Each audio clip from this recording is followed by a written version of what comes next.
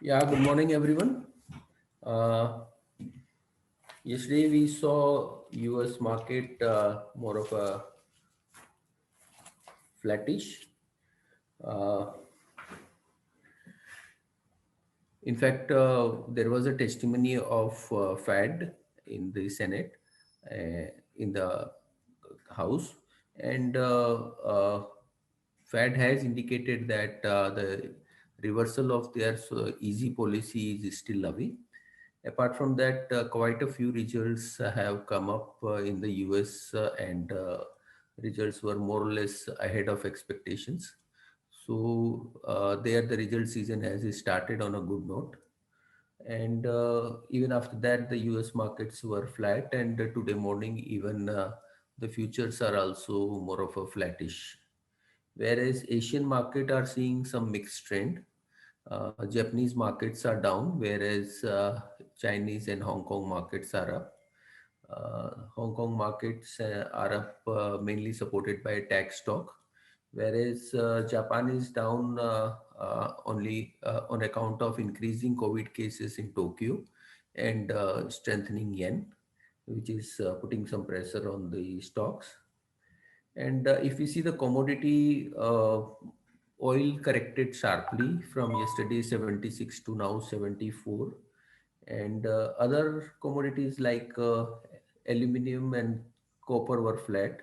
Iron ore and steel were high. In fact, steel production figure has come for the June month in China, which has come at around 93.8, which is sharply down from around 99 in the previous month. So that may be supporting the steel prices over there. Overall, market looks more of a flattish type of tone. I'll request now technical team to take up from here. Thank you, sir. Good morning, all of you. This is Swati. Today, the Nifty is likely to open on a flattish note and we may see some sideways move during a day.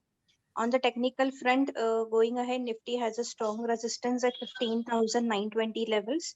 Any move above that level, we expect the rally to be stretched down towards 16,000 and 16,100 levels on the upper sides.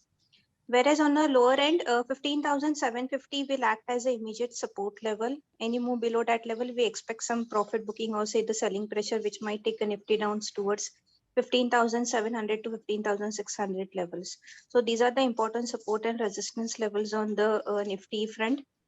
We are just basically more positive on the Nifty, but definitely as long as it doesn't break 15,920 levels on the upside, the positive momentum cannot be seen on the higher levels towards 16,000. So it's a stock specific market. I believe one should trade each and every call with the strict stop process. On the bank Nifty front, for the today intraday purpose, the immediate resistance is placed as 36,000 level. Any move about that level, we expect bank Nifty to continue its bull rally towards 36,250 to 36,400 levels. On the flip side, 35,550 will be the immediate support level. Below that level, we expect a profit booking on the bank Nifty, which might drag a bank Nifty towards 35,300 levels. On the Nifty Finance front, 16,950 will be the immediate resistance level. Any move above that level, 17,070 levels can be seen and 17,200 levels can be seen on the higher sides.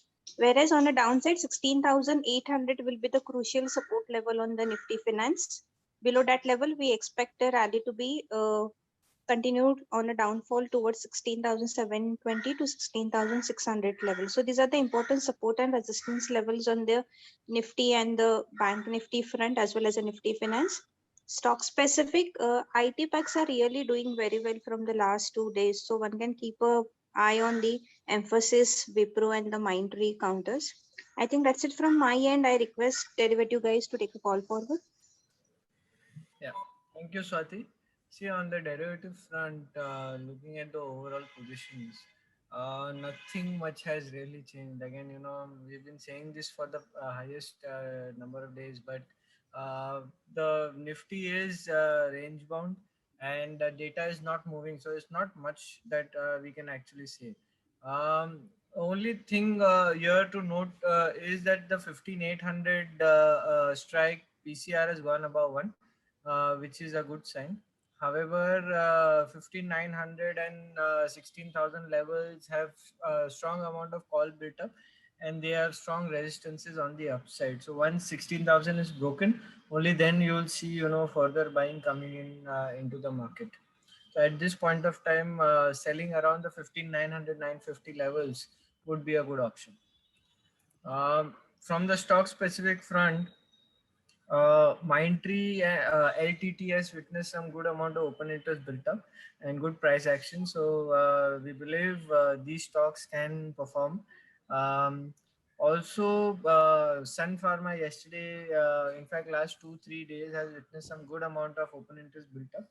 I believe Sun Pharma can be bought from a near-term perspective for a target about 710, with 670 being a good support area. That's it from my side. I'd like to ask the fundamental team to continue.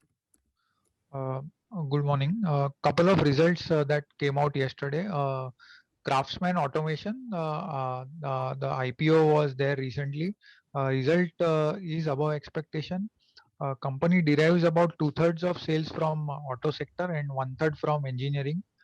Uh, and within auto, almost half is from MHCVs and remaining from two-wheelers and tractors.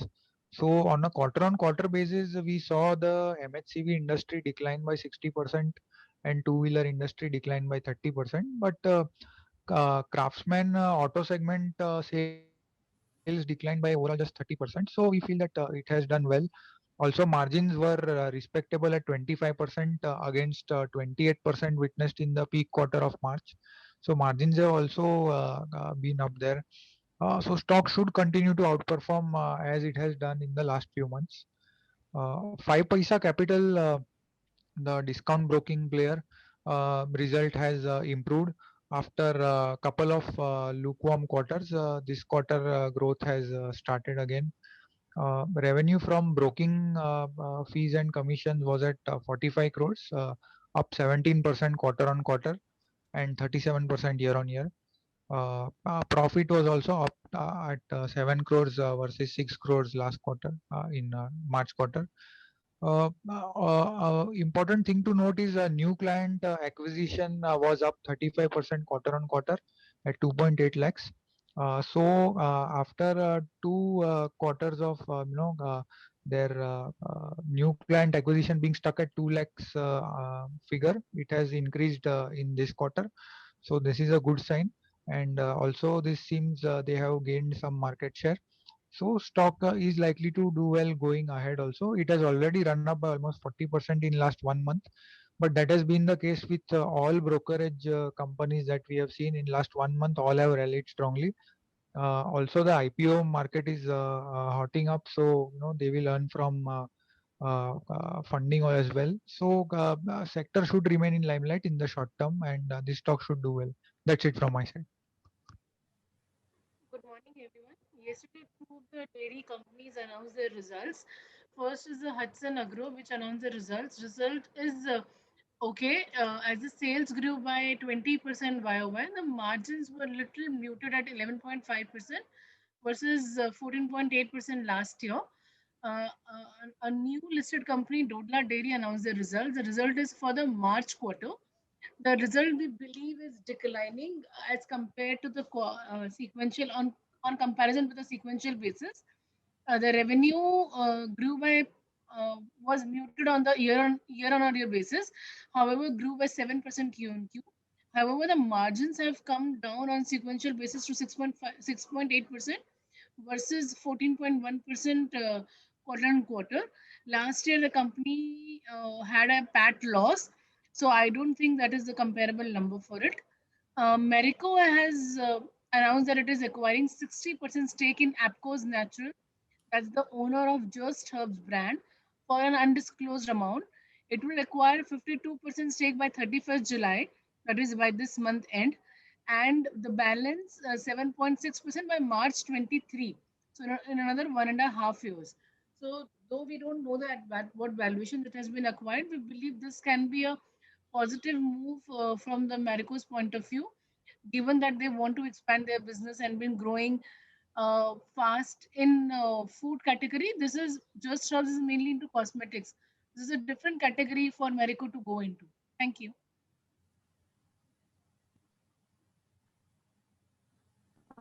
Good morning, everyone. LTTS has come out with its result. Result is above expectation, with CC revenue growth came at 4.3% versus expectation of 3.6%. EBIT margin has also improved 70 bips and came at 17.3%. This was despite the wage hike impact. The company has raised its guidance to 15 to 17%. Uh, Q2 will have impact of wage hike, which will be offset by better productivity and growth. Management indicates they would be focusing on improving the margins of the telecom and the high tech sector, wherein the margins haven't gone back to the pre-COVID level. Rest all the verticals margins have actually improved. On an overall level, management indicates margins to sustain, and they would focus on strengthening the operating model. With this, outlook is positive. Other than this, Infosys has posted its result. Result is ahead of expectation, with CC revenue growth coming at 4.8% versus expectation of 4%. EBIT margin has dipped by 80 bps and came at 23.5%. Revenue guidance has been upgraded to 14 to 16% versus previous guidance of 12 to 14%, which was majorly in line with expectation. Q2 will have impact of wage hike, and management indicates some of the discretionary spend like traveling costs will start normalizing and will have impact on margins. However, with improving efficiency, management is confident of achieving uh, margin in the range of 22 to 24%. With this, outlook is long-term positive. Thank you. Good morning. Tinplate Company of India Limited came up with its results, and the result has improved. Revenue came at 866 crores, up by 15% Q on Q. The margins have also improved at 11.7% versus 11.3% Q on Q and 1.5% year on year. PAT came at 67 crores versus 56 crores Q on Q and negative 6.9 crores year on year. Thank you. Yeah, now, first of all, on Infosys, Infosys, no doubt, has upped the guidance for revenue growth. But the market was expecting margins or at the upper end of the guidance of 22 to 24, that is 24%. With this result, there is some concern on the margins, and the margins expectation has come down from 24 to 23%. So the revenue growth expectation is increased, but margin expectation has reduced. So overall, for the near term, we do not see any great move in Infosys. It may remain sideways, though long term continue to remain positive. Whereas LTTS, I think the stock has the commentary is really very strong, so stock can perform in today's trade. Apart from that, results for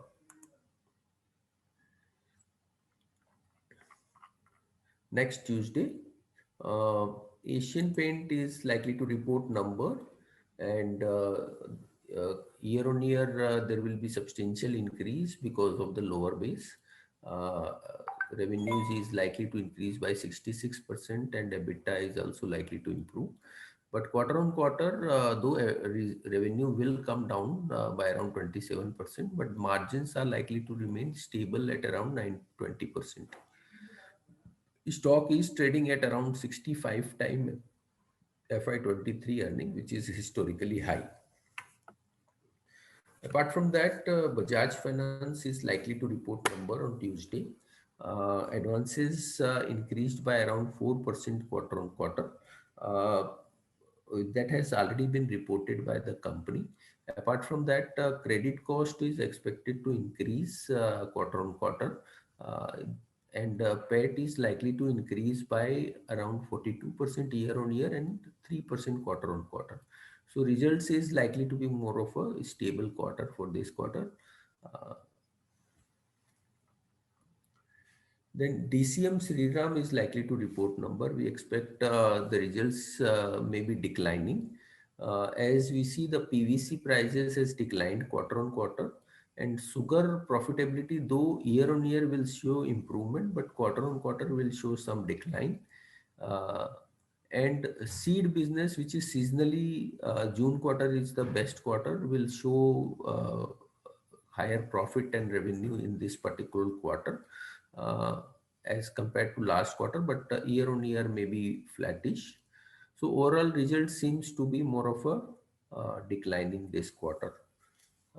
ICICI Pru will be coming up with the results, and here again it's a seasonally off quarter. So year on year revenues are APE is likely to increase by 57%.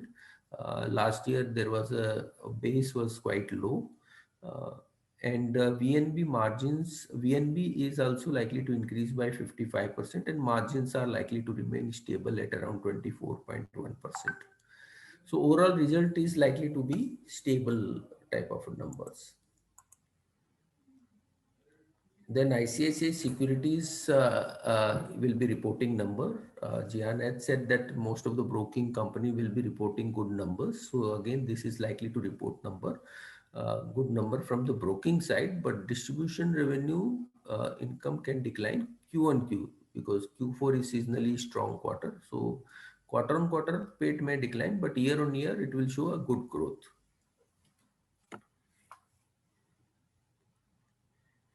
The Newgen Software Technology will be reporting number. This is generally Q1 is a soft quarter for them, and quite possible may report year-on-year growth will be reported, but quarter-on-quarter it will show declining.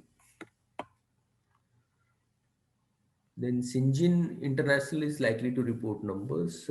Here again, revenues are likely to show year-on-year good growth because of the lower base, but quarter-on-quarter the revenue is likely to decline by around 19%, and margin is also likely to decline by around 200 basis points. The share is trading at around 41 times.